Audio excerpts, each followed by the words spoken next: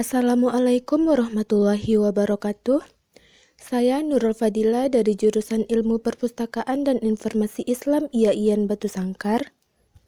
Pada video ketiga ini saya akan menyampaikan etika batuk yang benar. Menurut WHO, ada 6 hal yang perlu diperhatikan saat batuk, yaitu: yang pertama, tutup mulut dan hidung dengan tisu saat batuk. Yang kedua, jika tidak memiliki tisu, gunakan lengan atas untuk menutupi saat batuk. Yang ketiga, hindari menutup mulut atau hidung saat bersin dengan tangan. Yang keempat, buang tisu bekas batuk langsung ke tempat sampah.